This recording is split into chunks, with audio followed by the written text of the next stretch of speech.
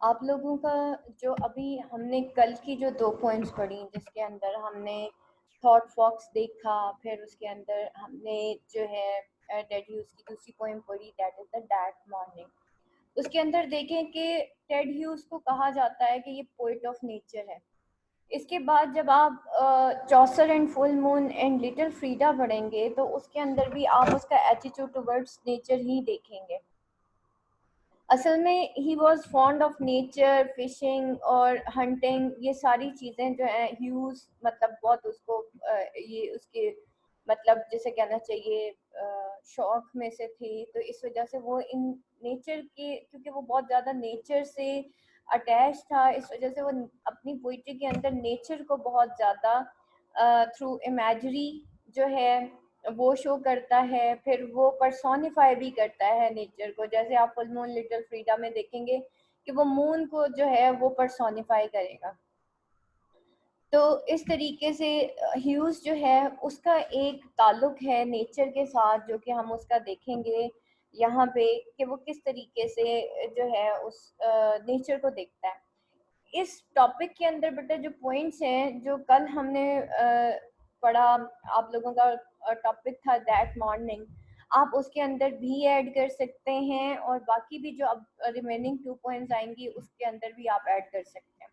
ठीक है, अब यहाँ पे देखते हैं कि लिखा हुआ है Hugh's attitude to nature या Hugh's attitude towards nature. Discuss Hugh's attitude towards nature. Ted Hughes is one of the most prominent poets in the whole bulk of English literature of his age. Nature is one of his major themes. Hughes' attitude toward nature and his treatment of nature distinguishes him from all other poets. Sometimes beauty comes as a form of nature and sometimes as a hostile force. ठीक है, कभी कभार वो nature को जो है देखता था कि उस ब्यूटी को वो पर्सोनिफाई करती है या सिंबलाइज करती है, या समटाइम्स वो एज अ होस्टाइल फोर्स जो है उसके सामने आती है। He consider nature as a part of this universe to which man is closely related. Hughes considered nature as an ambivalent force, therefore he looks at nature with various different attitudes. कई different attitudes के through वो various different aspects से nature को देखता है. That morning is one of them. उसके अंदर उसने man का relation दिखाया to the nature. फिर उसने बताया कि इंस्टिंक्ट कैसी होती है, ह्यूमन नेचर कैसी होती है, एनिमल्स किस तरह के होते हैं। सैल्मन को देखें तो उसका एक सॉलेस उसको या एक सूदिंग इफेक्ट ऑफ नेचर जो है उसको शो करता है। अगर वो बेयर्स को देखे तो वो जो है एक होस्टाइल फोर्स को शो करता है। फिर वो देखता है कि इंसान जो है, कुछ इंसान इसी तरीके से कुछ इंसान होते हैं जो कि फिश को टीयर ऑफ करके खा जाते हैं, यानी कि कुछ इंसानों के अंदर क्रूएलिटी होती है। और कुछ इंसान ऐसे होते हैं जो टेड ह्यूज की तरह के होते हैं कि जब उनको गॉड की क्रिएशन या अल्लाह की जो कायनात है उसमें जो उसकी तख्लीकात हैं, मखलूकात हैं, उसको उसकी जो क्रिएचर है स्पेशली वो उसके उसकी वो बहुत ज़्यादा बेनेवलेंट होते हैं towards the creature of God. तो ये चीज़ हमने वहाँ पे देखी कि अगर जानवर दो तरह के अल्लाह ताला ने पैदा किए हैं और दो ही तरह के नेचर के एस्पेक्ट्स हैं, soothing and the cruel aspect, same is the case with the man. Man has the two sided nature, एक तरफ वो क्रूअल होता है और दूसरी तरफ वो बेनेवलेंट भी होता है। तो ये सारी चीज़ें वो जो है दिखाता है अपनी पोएम्स के अंदर। और फिर उसके साथ साथ वो नेचुरल इमेजरी यूज करता है। अगर हम दैट मॉर्निंग की ही बात कर लें तो उसके अंदर सारी की सारी नेचुरल इमेजरी थी, सैलमन से लेके लैंकास्टर से South Yorkshire, then the river, then the mountains, then the वो जो प्लांट्स थे जिसको वो ल्यूपिन्स कह रहा था। तो ल्यूपिन्स थे वो मतलब मूव कलर के थे, लाइट मूव कलर के थे या लाइट पर्पल कलर के थे। तो वो सारा कुछ जो है वो नेचर को ही शो करता है। ठीक है, आपके इन नोट्स के अंदर जो है आपके सिलेबस से रिलेटेड कम है और इधर उधर का मटेरियल ज़्यादा है। तो आप लोगों ने जब नेचर का क्वेश्चन करना है या इमेजरी इन या वायलेंस इन नेचर जो है आप शो करेंगे, या वायलेंस इन जो टेड ह्यूज पोइट्री है उसको शो करेंगे, तो आपने ये पॉइंट्स उधर ऐड करने हैं। उसके बाद वो कहते there is no doubt that nature had been an important theme of all romantic poets. They all had a distinctive attitude to nature, though there were certain marked similarities in their treatment of subject. In later romantics, Shelley had a preference for the dynamic aspect of nature, such as the west wind. Similarly, Byron had a preference for the huge and uh, gigantic aspects of nature, such as mountains, lakes, and oceans. अच्छा, यहाँ पे देखें, जब भी आप किसी poet के बारे में बताते हैं, जैसे उसने क्वेश्चन कुछ यूं था कि जी आप ये बताएं कि उसका एटीट्यूड टुवर्ड्स नेचर क्या है, ठीक है, यानी कि टेड ह्यूज का. अच्छा, जब भी आप किसी पोएट को शो करते हो इन द पोइट्री, और कभी भी कोई आ जाता है कि जी उसकी मतलब कोई भी उसका ट्रेट है, कैरेक्टरिस्टिक्स हैं उसकी पोइट्री के, आपने वो शो करने हैं. जब आप दूसरे पोइट्स के साथ या उसके कॉन्टेम्पोरेरी पोइट्स के साथ उसको कंपेयर एंड कंट्रास्ट करते हो ना, तो उससे आपकी बात का वजन डबल हो जाता है. यहाँ पे देखें, उसको कंपेयर किया जा रहा है बाकी रोमांटिक पोइट्स के साथ, जिसमें शैली है, उसका व्यू पॉइंट्स बताया गया कि उसकी जो प्रेफरेंस थी वो डायनामिक एस्पेक्ट्स ऑफ नेचर की तरफ थी, such as the west wind, जैसे कि उसने वेस्ट वाइंड के अंदर शो किया. सिमिलरली बैरन जो है, उसने preference for the huge and gigantic aspects of nature को शो किया, जैसे कि माउंटेन्स है, लेक्स एंड ओशंस है. फिर वो कीट्स की बात करता है. While Keats dwell mainly upon the tranquil and aesthetic aspects of nature, वो जो है soothing effects of nature की बात करता है. aesthetic कहते हैं artistic, aesthetic कहते हैं कि जब आप किसी मसरूर हो जाना, ठीक है, किसी पीस ऑफ आर्ट को देख के या किसी खूबसूरती को देख के इंसान को जो एक राहत मिलती है ना, उसको एस्थेटिक कहते हैं. लेकिन एस्थेटिक इन अ सेंस वो जो आर्ट को देख के इंसान को, तो वो एस्थेटिक एस्पेक्ट्स ऑफ नेचर को वो देखता है. such as the landscape in calm weather. On the top of all, Wordsworth, the greatest of all, the nature poet in English literature, observed a divine spirit in nature. वो हमेशा जो है nature के अंदर एक डिवाइन स्पिरिट देखता है, and eight the same time he believed in the moral value of the nature. Later in Victorian age, Tennyson also had showed an intense concern with nature. इसी तरीके से विक्टोरियन एज में Tennyson जो है वो एक इंटेंस कंसर्न शो करता with nature. He saw nature red in tooth and claw, और वो नेचर को red in tooth and claw देखता है. अब यहाँ पे ये जो पैराग्राफ है बेटा, इसको अपनी बुक्स के अंदर डबल मार्क कर लें और स्टार जो है ना 3 स्टार्स लगा लें. कोई भी पोएट आएगा ना, आपने उसका कंपेयर एंड कंट्रास्ट, क्योंकि सारे ही रोमांटिक पोएट्स हैं, चाहे वो कीट्स है, वर्ड्सवर्थ है या कोई और है, अगर उसके कैरेक्टरिस्टिक्स आते हैं, और जैसे कीट्स को भी पोएट ऑफ नेचर या पोएट ऑफ ब्यूटी कहा जाता था, इसी तरह विलियम ब्लेक जो है उसके बारे में भी ऐसे ही कहा गया. फिर जो यूनिवर्सिटी ऑफ सरगोदा है, उनके सिलेबस में विलियम वर्ड्सवर्थ है, आप लोगों के सिलेबस में कॉलरिज भी है, एंड सो ऑन. कोई भी आ जाता है रोमांटिक पोएट, तो एटलीस्ट बेटा आप ये सारे एस्पेक्ट्स जो हैं, वो कंपैरिजंस जो हैं बाकी पोएट के, उस पोएट के साथ ज़रूर कीजिएगा. यहाँ पे तो चलें जो भी है, और पोएट के हिसाब से नेम चेंज कर दीजिएगा. लेकिन ये जो इस तरह से जब आप कंपेयर एंड कंट्रास्ट करते हैं, तो एग्जामिनर को ये पता चलता है इस बंदे के पास वाकई नॉलेज है, ठीक है, और ये बंदा सही जा रहा है. अब देखिए पहला पैराग्राफ अगर आप इसके ऊपर गौर करें, सिर्फ वो बता रहा था कि उसके मतलब रिगार्डिंग नेचर. देखें यहाँ पे जो कीवर्ड है नेचर कितनी दफा रिपीट हुआ, ठीक है, बार बार वो नेचर, ये देखें नेचर, देन फिर यहाँ पे टू वर्ड्स नेचर.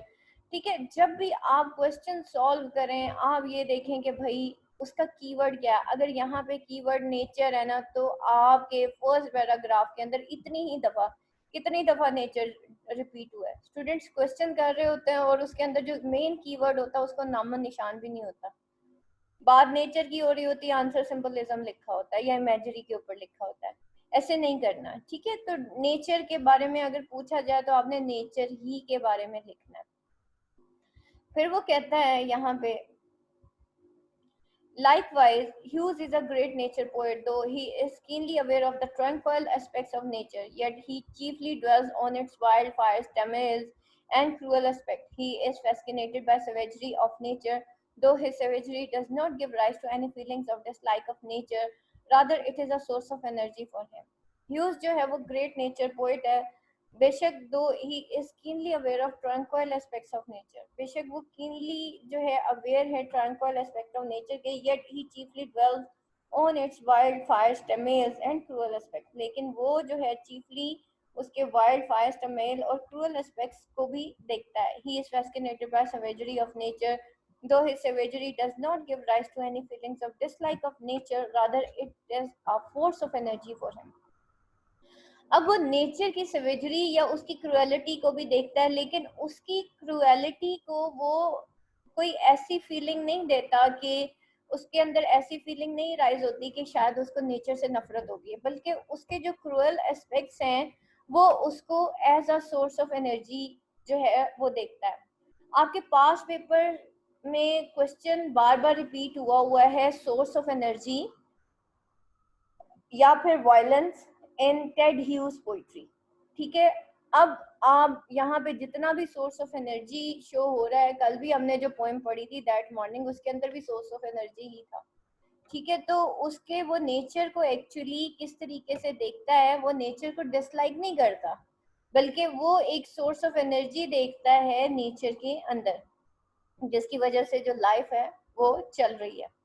उसके बाद कहता है वो Hugh's nature imagery is vivid and graphic, couched in striking words and original phrases. उसकी जो natural imagery है वो vivid है, graphic couched है striking words में original phrases. He uses linguistic skill to convey his close observation and impressions of natural scenery and phenomena. और huge की ये जो नेचर है, नेचुरल इमेजरी है, वो जो है उसके अंदर ग्राफिक मतलब विविड है, ग्राफिक काउज है. ग्राफिक काउज मीन के डिफरेंट लैंडस्केप्स के ऊपर उसने बात की हुई है, जैसे वो लैंकास्टर की बात करता है, साउथ यॉर्कशायर की बात करता है. In striking words and original phrases, striking words और ओरिजिनल फ्रेजेस के साथ वो यूज करता है. ही और वो लिंग्विस्टिक स्किल्स भी यूज करता है to convey close observation and impressions of animal scenery and phenomena. अब इस पैराग्राफ को जरा गौर से देखें बेटा. ये जो पैराग्राफ है, जब भी आप कोई क्रिटिकल एप्रिसिएशन करेंगे ना, इस तरह का एक पैराग्राफ याद कर लें. ठीक है, जब क्रिटिकल एप्रिसिएशन का एंड करते हैं ना, तो थोड़ा सा उसके स्टाइल के बारे में लिखते होते हैं.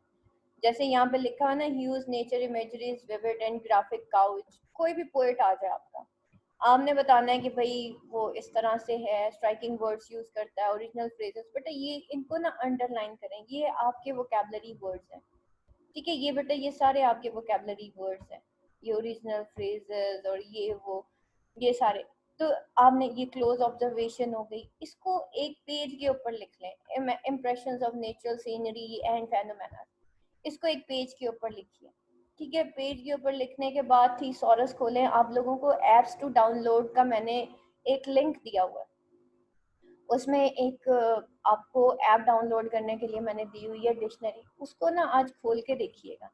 अब यहाँ पे लिखा है ना स्ट्राइकिंग वर्ड्स, स्ट्राइकिंग के थीसॉरस से एनी 5 वर्ड्स जो हैं वो आपने यहाँ पे साइड में लिखने हैं. साइड में लिखने के बाद जो है आपने वो वोकैबुलरी वर्ड्स आपकी बुक के अंदर ऐड हो जाएंगे, आपने उसको देखना है गौर से. और जब आप सेल्फ राइटिंग करने हैं, आपने वो वर्ड्स जो है ना अपनी सेल्फ राइटिंग में यूज करने हैं. थीसॉरस का सबसे ज्यादा बड़ा फायदा आपको ये होता है, देखिए उसके अंदर 2 ऑप्शंस हैं. ठीक है, एक थीसॉरस है और एक एडवांस लर्नर्स है, जो आपको डिक्शनरी डाउनलोड करने के लिए दी हुई है. अपने एंड्रॉइड्स के अंदर वो डिक्शनरी डाउनलोड कीजिए. ठीक है, तो उसमें क्या होता है, थीसॉरस के अंदर ये होता है, एक वर्ड होता है उसके 50 मीनिंग्स लिखे होते हैं. आप 50 ना लिखें, आप यहाँ पे एनी 5 लिखें.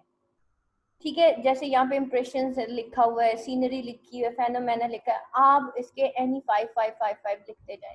जिनकी सेल्फ राइटिंग कम है उनसे भी बात करी, और जिनकी बहुत अच्छी है उनसे भी. बेटा सबके लिए ही है, क्योंकि देखिए जैसे लिटरेचर है ना, इसके वोकैबुलरी वर्ड्स डिफरेंट होते हैं. हर क्लास का वोकैबुलरी वर्ड्स डिफरेंट होते हैं ना. ठीक है, अब देखें ना आप कि डॉक्टर के पास जो होती है पेपर होता है, उसको प्रिस्क्रिप्शन चिट कहा जाता है. ठीक है, वही प्रिस्क्रिप्शन चिट अगर कहीं दुकानदार से ले तो उसको बिल कहा जाता है। इट मीन्स कि वोकेबलरी चेंज होती है ना। तो आपके पास इतने वोकेबलरी वर्ड्स होने चाहिए कि किसी भी किस्म का क्वेश्चन आ जाए आपके पास उसकी वोकेबलरी हो। तो बेटा आज से आप लोगों ने एक काम करना है, जैसे यहाँ पे सवेजरी है तो इसके 5 मीनिंग्स, उसमें क्रूएलिटी आ जाएगा, फायर्सनेस आ जाएगा, देयर आर मैनी मैनी, और क्रूएलिटी हो गया, फायर्स हो गया, मतलब और भी बहुत सारे इस तरह के, हॉट टेम्पर्ड हो गया। ये सारी चीजें जो है आपके ये सवेजरी ऑफ नेचर के अंदर आ जाएंगे, तो इनको लिखिए काइंडली। उसके बाद वो बात करता है full moon and little Frieda is one of the most significant poem of Hughes, it throws light on the relationship between man and nature. Full moon and little Frieda के बारे में अगर हम देखें तो वो मैन और नेचर की बात करता है, मैन इफेक्ट ऑन मैन की बात करता है, and man effect on nature की बात करता है। It contains very vivid and graphic nature imagery, और ये इमेजरी का क्वेश्चन आया हुआ है। You says a spider web tents for dews touch, and cows are going in lane there, looping the hedges with their warm breath of breath. Rain is one of the most outstanding nature poem. Here Hughes has given a wide picture of rain, floods, frost, and rain again, other frost with uh, sleet in it. The rain goes on, and the weather gets colder and colder. The duck soaks into the sog thicket. The cattle find no other place except the brimming world and pouring sky. Here the poet conveys the fury of tempest through these graphic phrases. और यहाँ पे वो fury of Tempest जो है उसको show करता है, यानी कि वो तूफान का जो गुस्सा होता है, फ्यूरी है, उसकी वायलेंस है, उसको शो कर रहा है through these graphic phrases such that the wind flexes its muscles, the wood crashing and the hill blooming and the wind stampeding the field. The choice of words in the poem is strikingly appropriate. अब ये देखें, ये उसकी तारीफ में लिखा जा रहा है ना, इस तरह की जो लाइंस है ना बेटा, इनको ना लिख लें पेज के ऊपर, ठीक है, क्योंकि तारीफ करना बहुत ज़्यादा ज़रूरी होता है, और थोड़ी अगर पोएम की थोड़ी एग्जिजरेटेड तारीफ हो जाए तो नंबर थोड़े ज़्यादा मिल जाते हैं, ठीक है। तो यहाँ पे देखिए वो कहता है कि चॉइस ऑफ वर्ड्स जो है इन द पोएम, अब ये स्टाइल में आ जाता है, वो appropriate and the whole landscape is brought before eye in a very effective manner. The poem also indicates the fierceness, देखिए फायर्सनेस आ गया ना, एंड सेवेजरी, ठीक है। अगर फॉर एग्जांपल आपको फायर्सनेस भूल गया है तो यहाँ अगर आपने 5 मीनिंग्स लिखे होंगे तो ऑलरेडी आप लिखेंगे फायर्सनेस भूल गया, आप क्रुएलिटी लिख देंगे, क्रुएलिटी भूल गया तो आप सेवेजरी लिख देंगे। अकेला फायर्सनेस लिखें तो बेटा सेंटेंस स्ट्रक्चर इतना स्ट्रॉन्ग नहीं बनता। अगर आप लिखते हैं the poem also indicates the fierceness, cruelty and savagery, तो देखिए स्ट्रक्चर कितना स्ट्रॉन्ग हो गया आपका सेंटेंस स्ट्रक्चर। अब मैं इसको यूं कुछ पढ़ती हूँ, आप देखिए जरा। The poem also indicate the fierceness in nature. अब मैं ये पढ़ती हूँ, the poet also indicate the fierceness and savagery in the nature. अब मैं एक और सेंटेंस पढ़ती हूँ, आप देखिएगा इसका वजन बाकी सेंटेंसेस आता है कि नहीं। The poem also indicates the fierceness, cruelty and savagery in the nature. तो ऑब्वियसली जब आप तीन जो वर्ड्स हैं वो लिखेंगे और वो जो है मतलब सिनोनिमस वर्ड्स लिखेंगे, ऑब्वियसली आपका सेंटेंस स्ट्रक्चर स्ट्रॉन्ग होगा, ठीक है। It seems to the poet that his house is drifting and floating on the sea like a ship, and the inmates in the house are sitting benumbed in the front of fireplace, feeling paralyzed. In the poem October Dawn, the poet has also used vivid and graphic imagery. When he says the month of October is marigold, जब वो ये कहता है कि month of October जो है वो marigold है, and cold is so intense that it seems as if the ice age had begun its heave, and ice has got its super head into place. The kind of language to describe natural scenery is really startling. Here, the poet uses the technique of repetition of words to emphasize the idea and to heighten the repetition and to heighten the musical effects. Here in this poem, अब यहाँ पे देखिए idea, words to emphasize the idea, technique of repetition, heighten the musical effect, यानी कि repetition of words जो है not only इसका trade नहीं है, बाकी जितने रोमांटिक पोइट्स हैं वो भी रिपीटेशन ऑफ वर्ड्स यूज करते हैं। अब यहाँ पे तो लिखा है ना कि repetition of words to emphasize the idea. कोई भी पोएम आ जाए, उसका क्रिटिकल एप्रिसिएशन आ जाए, आप देखें रोमांटिक पोएट सारे रिपीटेशन करते हैं, रिपीटेशन ऑफ वर्ड्स। जैसे वो कहता है ना, came on and kept on coming that morning के अंदर कल हमने पढ़ा था। तो आप जब उन लाइंस को डिफाइन करोगे तो आप लिखेंगे, इवन आरटीसी में भी, रेफरेंस टू कॉन्टेक्स्ट में भी आप लिखेंगे कि repetition of words to emphasise the idea and to heighten the musical effect. ठीक है, कि वो क्यों रिपीटेशन ऑफ वर्ड्स यूज कर रहा है। So here in the poem, nature cruelty of man has also been expressed through the different implication. When he says, "Soon tons and tons of ice would cover the river, thus making life miserable." Hughes also observed nature's cruelty to man. वो nature की cruelty towards man भी देखता है, and to animals. In the poem November, the poet has given graphic nature imagery to hide the nature cruelty to man. He says that after the long rain, land is as sodden as the bed of an ancient lake. Iron and brides and mist and silver droplets on the bar throne. The poet goes on to describe the nature cruelty to man when he describes the plight of a tramp who lies huddled in a ditch to protect himself against the cold. Here nature is certainly not kind to man. कल हमने एक poem पढ़ी थी that morning, उसमें मुझे कोई example दीजिए कि आपको लगा हो कि नेचर जो है वो क्रूअल है टुवर्ड्स मैन। To bears. ठीक है, और बियर्स जब मैम अटैक करते हैं तो वहीं पे वो नेचर दिखाई जाती है कि इन द एंड जो है वो नेचर ही एनिमल की तरफ हो गया ना। नेचर कहाँ दिखाई थी उसमें? Nature cruel respect towards man. हाँ जी तहमीना, मेमूना, इंसिया, बताइए। The tingling atoms of mountains, वो क्रूअल एस्पेक्ट्स है नेचर के टुवर्ड्स मैन। टिंगलिंग थे, वो चुभने वाले कांटेदार पहाड़ थे।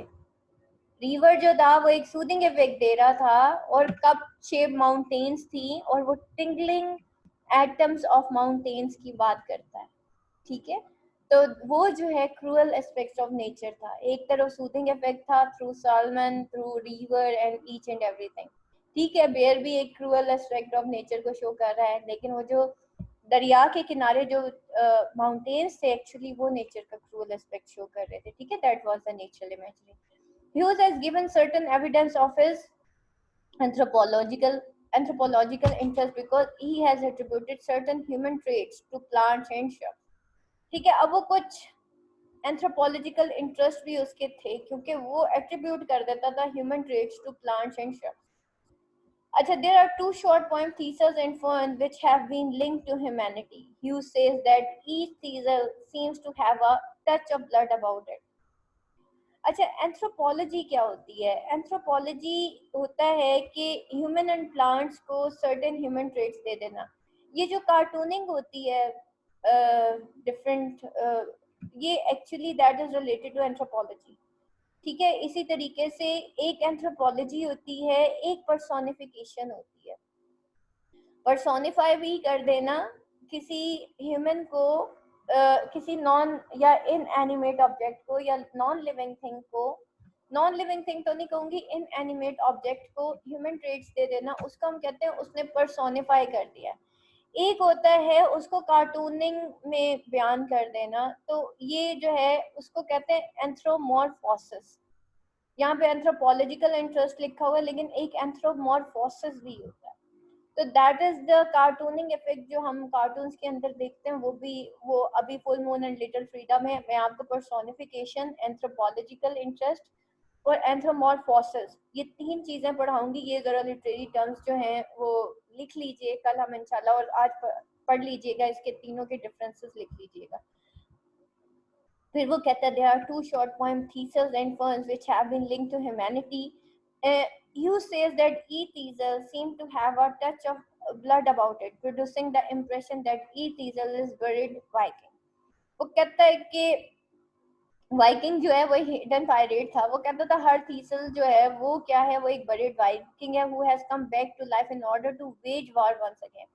वो जो है एक्चुअली वॉर को जो है वेज वॉर यानी कि वॉर क्रिएट करने दोबारा आया है। And for as for the fern is concern it seem to be dancing solemnly, और अगर फंस है तो वो डांस कर रही हैं solemnly, and its movement are comparable to the movement of ornamental feather, और उसकी जो मूवमेंट्स हैं वो किस तरह की हैं, ऑर्नामेंटल फीदर की हैं, which a warrior wears in his हेमलेट, जो कि एक हेलमेट सॉरी, जो कि एक वॉरियर अपने हेलमेट के अंदर जो है वो पहनता है।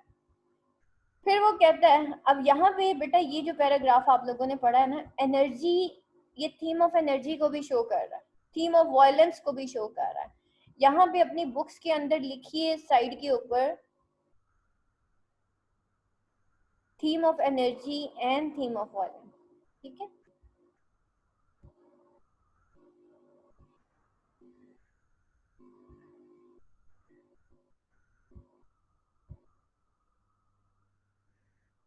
अच्छा, फिर वो क्या कहता है यहाँ पे, likewise in full moon and little Frida, Hughes has given human quality to moon. It steps back like an artist who looks from some distance at his own work of art with wonder. The moon has stepped back like an artist gazing amazed at work. The points him at amazed. अब यहाँ पे देखें, ये देख रहे हैं human quality to, वो क्या करता है full moon and little Frieda में, वो ह्यूमन क्वालिटी दे देता है मून को। It step back like an artist, और मून खुद जो है स्टेप बैक हो जाता है एक artist who looks from the distance, जो कि एक डिस्टेंस से देखता है at his own work of art, अपने ही वर्क ऑफ आर्ट को विद वंडर। कब, जब मून है step back like an artist, ठीक है। अब ये मून का रिएक्शन है टू हिज ओन एडमायरेंस, ठीक है। वो अपने आप को खुद ही एडमायर करता है, जैसे हम जरा तैयार होके थोड़ा सा शीशे की तरफ देखते हैं और एक दफा नहीं देखते हैं, हम इतने शीशा कॉन्शियस हो जाते हैं, मिरर कॉन्शियस हो जाते हैं कि 10 दफा देखते हैं कि मेकअप कैसा लग रहा है। तो same is the case with the moon. जब चौसर की बेटी फ्रीडा ना मून की तरफ पॉइंट आउट करती है खिड़की से, और वो जोर जोर से जो है वो क्राई करती है, शी क्राइड मून मून, तो मून एकदम जो है ना वो स्टेप बैक होता है और वो देखता है कि भाई मैं कैसा लग रहा हूँ। तो actually the point and his amazed, तो वो जो है एक्चुअली फ्रीडा ने जो मून की तरफ कहा होता है कि मून बड़ा खूबसूरत लग रहा है या ये मून है, या वो बड़ी सरप्राइज्ड होती है, अमेज्ड होती है, तो वो जो पॉइंट करती है ना मून को, एक्चुअली मून खुद अमेज हो जाता है कि क्या वाकई मैं इतना खूबसूरत हूँ, ठीक है। बाज़ औक़ात हमें भी कोई बहुत अच्छा कह देता है या बहुत कह देता है कि भाई आप बड़ी प्यारी लग रही हैं, तो हम भी बार बार जाके मिरर देखना शुरू कर देते हैं, और कुछ नहीं तो एक ही फेस की पता नहीं कितनी सेल्फियां जो है वो बन रही होती हैं, ऐसे ही है। एक्चुअली क्या होता है कि उसमें यही होता है कि आर्टिस्ट जो होता है एक्चुअली वो अपनी क्रिएशन को बार बार देखता है, आर्टिस्ट को अपनी क्रिएशन से बहुत ज्यादा प्यार होता है, ठीक है। कल हम पढ़ रहे थे ना स्पीकर का एटीट्यूड, ठीक है। अब यहाँ पे वही स्पीकर है, उसका एटीट्यूड टुवर्ड्स नेचर कैसा है, ठीक है, उसकी पोजीशन क्या है। तो यहाँ पे उसकी फैस्किनेशन है 6 ईयर ओल्ड डॉटर की टुवर्ड्स द मून, और मून एकदम जो है अमेज्ड हो जाता है कि वाकई क्या मैं इतना खूबसूरत हूँ। अब यहाँ पे ये जो मून स्टेप बैक होता है, अब नॉर्मली मून तो कभी भी स्टेप बैक नहीं होता, लेकिन जब मून को ट्रेड दिया जाता है ये ह्यूमन क्वालिटी का, इसको कहते हैं पर्सोनिफिकेशन, पर्सन से पर्सोनिफाई, यानी कि किसी इनएनिमेट ऑब्जेक्ट को अगर हम एनिमेटेड इंसान के ट्रेड्स दे देते हैं तो उसको हम कहते हैं, जैसे हम कहते हैं ना चांद जमीन पे उतर आया, चांद तो जमीन पे नहीं उतर आता, लेकिन हम किसी खूबसूरत औरत को देख के ये कहते हैं कि चांद जमीन पे उतर आया, ठीक है। तो वो क्या होता है कि हम चांद को एक्चुअली पर्सोनिफाई कर रहे होते हैं, चांद जमीन पे नहीं उतर सकता लेकिन इंसान उतर सकता है, कोई परिंदा उतर सकता है, तो उसको क्या होता है एनिमेटेड ट्रेड्स दे देना या ह्यूमन ट्रेड्स दे देना, उसको कहते हैं। The moon like an artist is surprised at the rear beauty of the site which is itself has created with its moonlight. अब वो बड़ा ही परेशान हो जाता है, बड़ा अमेज्ड हो जाता है, सरप्राइज्ड हो जाता है। ऑफुल, अब ये देखें सरप्राइज्ड है, इसके कितने मीनिंग्स होंगे, awe, state of awe, awful, surprised, wondered, amazed, कितने सारे मीनिंग्स है। इसको लिखिए बेटा, इस तरह के वर्ड्स मीनिंग आप लिखिए आज, ठीक है। तो with its moon light this behaviour moon is technique of anthropomorphism, इसको एंथ्रोमॉर्फिज्म भी कहते हैं। अभी मैं आपसे बात कर रही थी ना एंथ्रोमॉर्फिज्म, ये जो कार्टूनिंग होती है ना, एक्चुअली दैट इज एंथ्रोमॉर्फिज्म, या इसको हम कहते हैं एंथ्रोमॉर्फोसिस, ठीक है, एंथ्रोमॉर्फोसिस या फिर एंथ्रोमॉर्फिज्म, ठीक है। एंथ्रोमॉर्फाइज कर देना किसी को, किसी ऑब्जेक्ट को, यानी कि उसको कार्टूनिंग इफेक्ट दे देना। वो आप देखें बच्चों के लंच बॉक्स पे एक ब्रेड बनी होती है, उसकी 2 आंखें और लिप्स बना देते हैं, इसको एंथ्रोमॉर्फिज्म कहा जाता है। ये बच्चों के जितने भी कार्टून्स, कार्टूनिंग इफेक्ट्स, प्लांट्स जो हैं वो बातें कर रहे होते हैं, है ना, तो ये सारा एंथ्रोमॉर्फिज्म है। और वैसे भी ये बच्चों के लिए भी पोएम्स लिखा करता था, तो इस वजह से ये एंथ्रोमॉर्फिज्म भी यूज करता है। Along with the description vivid and violent aspect of nature, sometimes Hughes nature imagery pertains to the prehistoric world. Hughes की जो nature imagery है वो क्या करती है, pertain करती है to the prehistoric world को। Along with describing vivid and violent aspect of nature, sometimes Hughes nature imagery pertains to the prehistoric world. उसकी जो नेचुरल इमेजरी थी वो परटेन करती है प्री हिस्टोरिक वर्ल्ड को, when man was creature among other creatures like an animal battling for survival. As a result of his obsession with the dark, mysterious world of the past, Hughes constantly evokes the prehistoric past. This is evident in the poem October Dawn. Here, the poet expresses the view that another ice age is about to begin. The original ice age was the time when the mammoth mysteriously froze into extinction. Hughes wants to give the mammoth a second chance in form of another ice age when the mammoth and saber-tooth would celebrate a reunion. Here Hughes is invoking a chaotic past because he feels the mammoth is massive enough to make man realize man's role in evolutionary process. As it has already been indicated that Hughes is not unaware of the kinder and milder aspect of nature. Therefore, Wordsworth's attitude and style echo in his poetry. In the poem The Horses, he paints a picture of intense cold of the morning. और horses के अंदर वो paint करता है picture of the intense cold of morning, though this picture again represents the savagery of nature. Yet in the midst of this shivering and almost freezing natural scenery, there stand 10 horses which show no excitement or agitation or discontent by stamping on ground or snorting. Here the horses are presents as the personifications of patience and endurance. Horses को actually बड़ा हिकमत वाला जानवर कहा जाता है, और वो जो है वो शो करता है हॉर्सेस को कि वो जो है उनका एक बड़ा ही जो है एक पेशेंस और एंड्योरेंस वाला एक बिहेवियर है. At the same time closing line of the poem contain unmistakable Wordsworthian echoes. The poet here says that in the noise of crowded street, he would like to recall his lonely spot between the streams and the clouds. In other words, the poet here contrasts the quiet and tranquility of scene of nature with the tumult of crowded streets of a city. So, in the end, it can be said that Hugh's attitude to nature is ambivalent. Sometimes nature comes to him in the form of beauty and sometimes in the form of hostile force. Though he is keenly aware of tranquil aspect of nature, yet he chiefly dwells on its wild, fires, tameless and cruel aspects. ठीक है, वो दोनों ही जो aspects थे nature के वो keenly aware था और वो चीफली ड्वेल करता था ऑन इट्स वाइल्ड फायर स्टेमलेस और क्रूअल एस्पेक्ट्स को. उसके ट्रीटमेंट ऑफ नेचर जो थे make him distinguished poet of his age. He sees the nature so keenly that he adds the olfactory observation in his poem. Olfactory कहते हैं sound image को. ठीक है, वो इतना ज्यादा जो है था कीन था तो उसने जो है olfactory ऑब्जर्वेशन जो है अपनी पोएम्स के अंदर ऐड की थी और जो है वो शो करता है उसका इंटरेस्ट टुवर्ड्स द नेचर.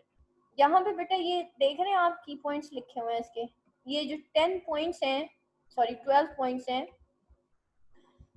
इन्हीं के ऊपर ये पूरी पोएम लिखी गई है, सॉरी ये जो आंसर है इसका लिखा गया। अब यहाँ पे देखें हम इसके अंदर मजीद क्या क्या ऐड कर सकते हैं। एनिमल इमेजरी ऐड कर सकते हैं, कंपेयर एंड कंट्रास्ट इमेजरी और आर्टिस्ट ऑब्जर्वेशन ऐड कर सकते हैं। व्हाट इज एन आर्ट और आर्टिस्टिक ऑब्जर्वेशन, ठीक है, आर्ट और आर्टिस्टिक ऑब्जर्वेशन ये इसके इंपॉर्टेंट क्वेश्चन में आते हैं। What is focus and sustained observation, उसकी सस्टेन्ड और फोकस्ड ऑब्जर्वेशन क्या, ये पास्ट पेपर्स में बेटा क्वेश्चन आए हुए हैं। फिर उसका जर्नी टू फुलफिलमेंट है, जैसे हमने कीट्स का देखा था कि जर्नी टू फुलफिलमेंट है, इसी तरीके से आप जर्नी टू फुलफिलमेंट के भी पॉइंट्स बनाएंगे। ठीक है, ये बेटा आउटलाइन है इस पूरे आपके टेड ह्यूज की कि इस तरह के क्वेश्चन ह्यूज से आ सकते हैं। तो Hughes as an observer, energy and movement in Hughes poetry, feature that are shared among the animals, purposeful movement, structure of any two poems and theme of violence, ये सारे आपके पास पेपर के अंदर क्वेश्चंस आए हुए हैं। तो अब आपका ये जो क्वेश्चन है जो आज आपने पढ़ा है एटीट्यूड टुवर्ड्स नेचर, इसके अंदर जो है आपने पॉइंट्स देखने हैं कि अगर इसमें से कोई भी एक क्वेश्चन आता है तो आप उसके अंदर क्या पॉइंट्स लिखेंगे और उसको किस क्वेश्चन के अंदर कैसे ऐड करेंगे। तो एक जो है अपना जो है आउटलाइन बनाएं कि अगर एनिमल इमेजरी है उसकी एक आउटलाइन बना लीजिए अपने रजिस्टर्स के ऊपर, ठीक है, डिटेल्ड मत लिखिए लेकिन एनिमल इमेजरी के ऊपर जो है कुछ पॉइंट्स लिख लें। अच्छा जी, यहाँ पे जो है ये फोकस्ड और सर्च है। अच्छा, अब यहाँ पे बेटा आप लोगों ने यही देखना है। अब नेक्स्ट क्वेश्चन आ रहा है ना, थीम ऑफ वायलेंस। आप लोगों ने बेटा एमए इंग्लिश लिटरेचर के लेवल पे अगर आपने वाकई अच्छे मार्क्स लेने हैं ना तो do the self writing, don't copy paste, copy paste नहीं करना। एनिमल इमेजरी है उसके ऊपर एनी 10 पॉइंट्स लिखिए। इसी तरह कंपेयर एंड कंट्रास्ट इमेजरी और आर्टिस्ट ऑब्जर्वेशन एनी 10 पॉइंट्स लिखिए अपने रजिस्टर के ऊपर और इन्हीं इसी बुक के अंदर से निकालना है। आपके वो शॉर्ट नोट्स बन जाएंगे, वो शॉर्ट नोट्स आपके बड़े काम आते हैं। ठीक है, तो इस तरीके से आपने जो है अपने पॉइंट्स बनाने हैं, अपनी आउटलाइन बनानी है, क्योंकि अभी टाइम शॉर्ट है ना हमारे पास। Just make an outline, don't do the रट्टा एंड कॉपी पेस्ट और ये वो सारा कुछ।